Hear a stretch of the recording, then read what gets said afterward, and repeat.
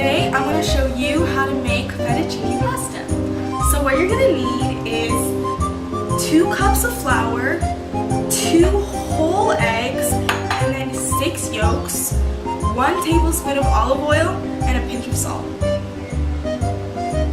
So the first step is you need to crack your eggs and separate the 6 yolks from the 6 whites that we don't need.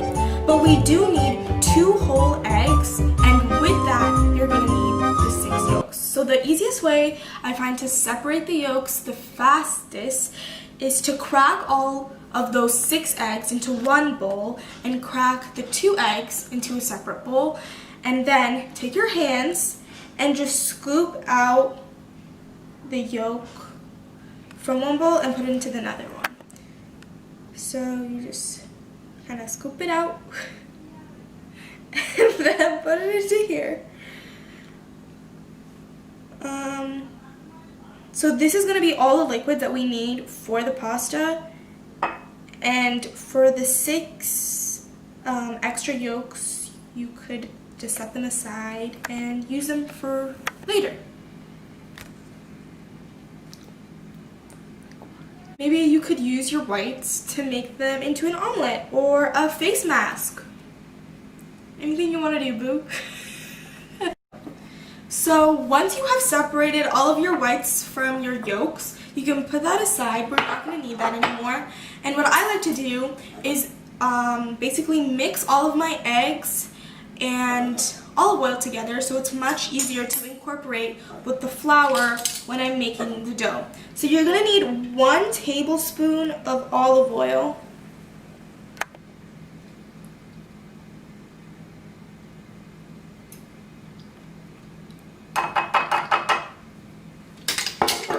and just mix it all together like you would be making, like you're making scrambled eggs or an omelet or whatever you make with the eggs.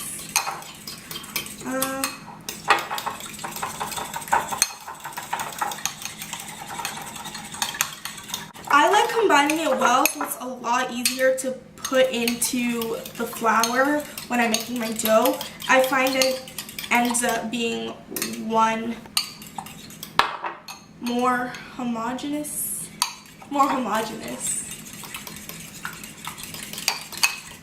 So now that you have all of your liquid, you want to get your dry ingredients ready. So all we have for dry ingredients are 2 cups of flour and 1 pinch of salt. You don't need to really worry about how much salt you have because you're going to be adding salt to the pasta water anyway. So if you don't have enough, you can just add more to the pasta water so that your pasta is well salted. So it's as much as you want. You don't really need to mix it either, it's not that big of a deal.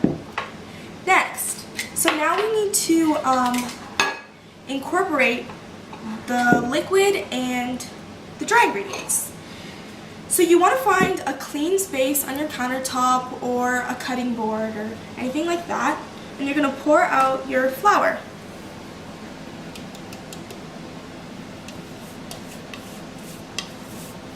Okay. Make sure your hands are clean because it's going to get all in there. And you're going to make a little circle and then kind of make a little hole in the middle, like a well. It's okay if you end up touching the countertop. That's perfectly fine. You want to make sure that this hole is very big because you have to add all of your liquids in here. So basically just like move the flour over so you're kind of making a wall or a barrier for your liquids. I like making it really big so I'm sure that the liquid doesn't pour out of it.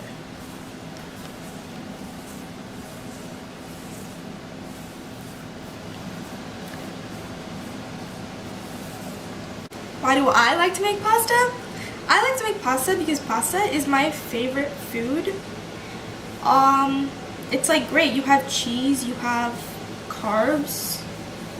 This is much better than box pasta because when you taste the actual pasta in your mouth, the texture is so much different and so is the flavor because you can really taste the richness from all the eggs and flour.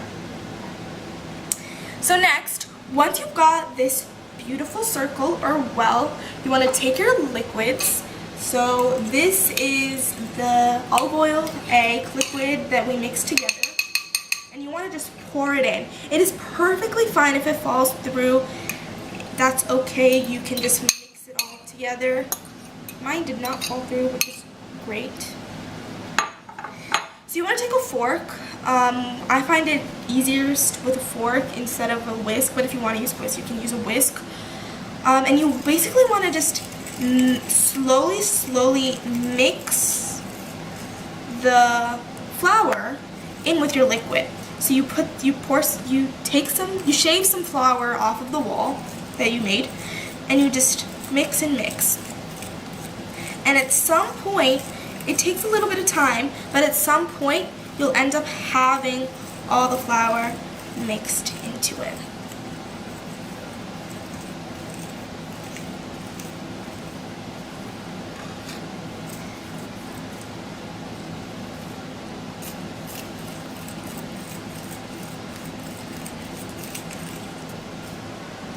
First day of quarantine was the first time I made pasta, and after that I've made it 3 times, and this is my 4th time making pasta. So I'm not an expert.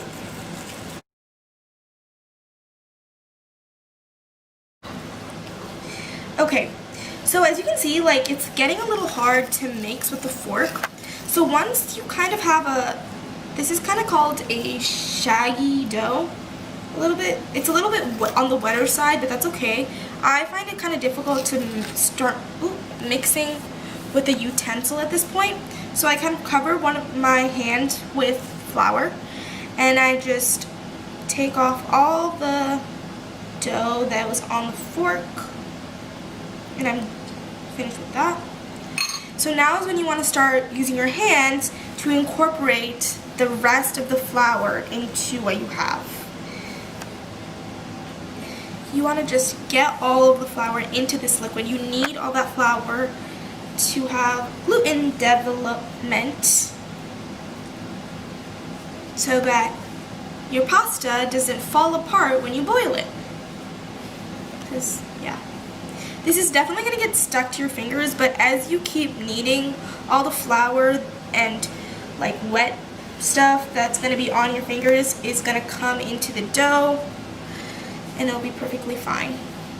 It takes a little bit of work to get all of that worked into there, but if you keep on going at it, it will end up going in.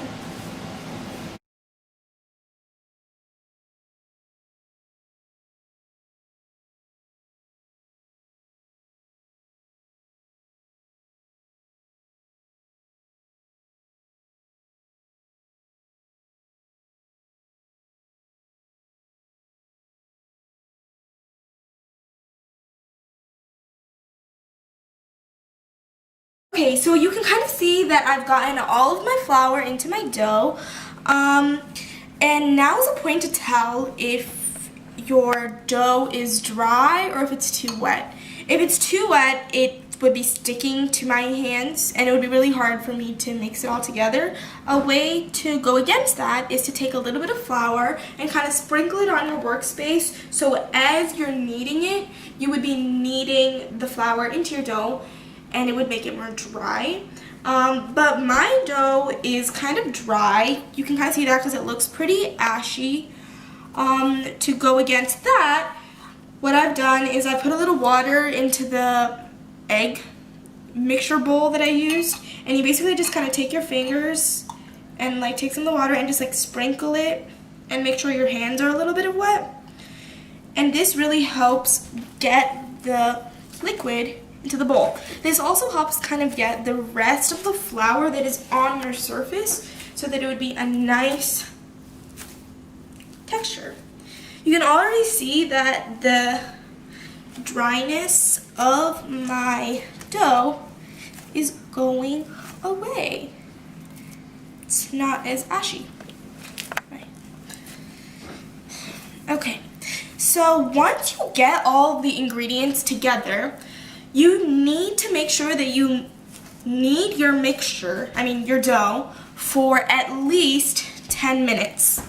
And the way to know that you are done is when you poke it, your dough will bounce back at you. Right now, I have not kneaded it at all, so like the dough did not bounce back at all. But 10 minutes from now, if I keep on kneading, the dough will bounce back. So you want to just kind of fold it in on itself to knead it. You push it, and then you fold it again.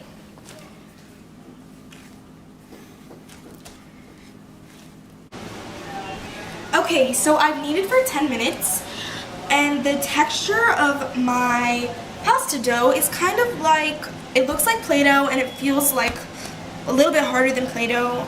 It's a little firm, and how I know that it's ready is when I poke it, it begins to bounce back. Okay, I'll do it one more time.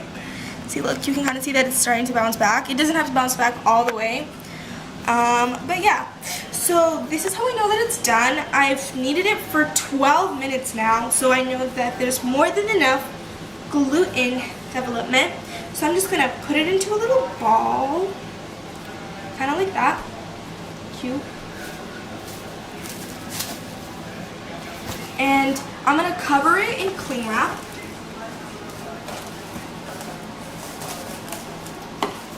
Cover the ball with cling wrap. Just gonna flatten it out a little bit so it has more room to do its thing.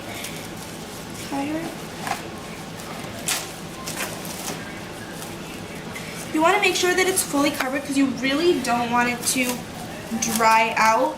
That is the main reason for the cling wrap. So you want it to be fully covered, and now what you need to do is let your dough rest for at least 30 minutes to an hour so that it's a lot softer for you to roll out. It's been an hour since I put the dough for resting, and what you want right now is you want it to be very soft so it's really easy for you to roll out. And you can see that's really soft because it's not bouncing back, it's not tough, and it's like I can just put my hands into it. It feels like really soft Play-Doh. So what we need to do next is we need to roll out our dough and cut the strips of pasta for our fettuccine noodles. So what I like to do is I like to separate my dough into 8 pieces. So it's a lot easier for me to handle. So you need to make sure that your surface is really well floured so that your dough doesn't stick to it. I like cutting my dough into about 8 pieces because it makes it a lot easier for me to handle because you need to roll it all out. So now that I have my dough cut into 8 pieces, I can take one of the pieces, and you want to make sure that you have the other 7 pieces really well covered. You don't want them to dry out while you're rolling out the other one, so I just kind of wrap it up with the cling wrap that I used to wrap up the dough when it was resting. So first things first, you need to roll out your dough so you can cut out the strips. I like to make a little bit of a rectangle shape with my fingers first with the dough. You want to make sure that your surface is really well floured. You don't want your dough to stick. Right now it really doesn't matter if you get any extra flour into your dough because you're going to be flouring it a lot once the pasta is rolled out. So what you want to do is you want to roll out your pasta. You want it to be very, very thin, so thin that you can see your hand through it or even read like words through it if you had a piece of paper, but you don't need to do that. So I like to roll it out and then flip it over, adding more and more flour as I go so I know that it won't stick, because that is the main thing that I'm afraid of. It's still not thin enough, like you can't really see my hand through it just yet. You want it to be really, really thin.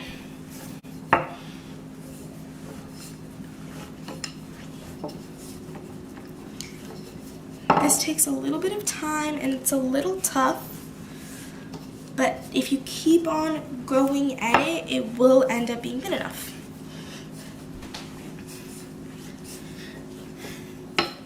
Okay, so if you can see, the whole pasta strip is basically the same thickness. If I pick it up, you can really see my hand through the sheet. Can you see that? I don't know if the camera can see that, but you should be able to really see the color of your hand and your hand through the sheet of pasta that you have rolled out. Now, since most of us don't have a pasta roller, an easy way to cut your pasta is to just fold your pasta over once, and then again, and then one more time. Take a sharp knife and cut it into about maybe ½ rectangles. Right when you do this, you want to unwrap it so that you know that it's not going to get stuck together. It is perfectly fine if you have different shapes. You're making this homemade, so it's just a little bit more rustic. And some of the pieces are going to be really, really uniform, but especially the pieces on the edge are going to have a little bit of a different shape. Like you can see, like this one is not as thick as the others. So once you have it all put out, it's not the best recipe. Okay. You just flour the top of it so that you got a lot of flour, and you want to kind of just roll it up into a little ball, and you got yourself a little serving size, maybe half a serving size more like it, of pasta. You want to do that to the rest of the 7 pieces that you cut out, and that's all you have to do for rolling it out. So once you've rolled out and cut all of your pasta, it's time to cook. You can store this in the fridge for up to a week, or even dry it and store it for longer, but if you want to cook it right then, I suggest that you boil a pot of water, heavily salted water, salty as the sea, and put in your pasta. If you have a big enough pot, you can put in all of your pasta and cook it all at once, or if you don't, just do one at a time. So when you put it in, you want to slowly drop it in and make sure you kind of pull it apart so that it doesn't clump together. You want to stir it a little bit, get it moving around so you know that it's not going to come together. It's going to cook very quickly, maybe take about 2 to 4 minutes. So yeah, if your pot starts to boil over, just bring the heat down, because you don't want that to happen. So my pasta has been in the water for about 3 minutes and it is cooked. The only real way to know if pasta is cooked is to try some. So just take a piece and eat it. If it's not cooked, leave it in for longer. And if you like the amount of softness that it has, you can take it out. So once it's boiled, put it in sauteed garlic, tomatoes, and for protein today, I sauteed some shrimp. You just kind of want to mix it together. It adds a lot of flavor. You already have a lot of flavor in this pasta because it is so rich with all the egg and stuff like that. So you don't really need that much decadence from the sauce because the pasta is already so decadent. I like to add a little bit of Parmesan to make it a tiny bit more creamier, just a tiny bit, maybe about like a quarter of a teaspoon probably, and mix it around.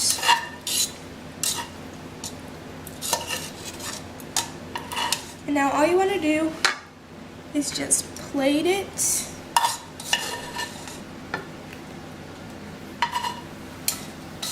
Put your shrimp on there, or any other protein that you have. Other things that go well with this pasta is also mushrooms and broccoli, but I decided not to do that today. And that's it.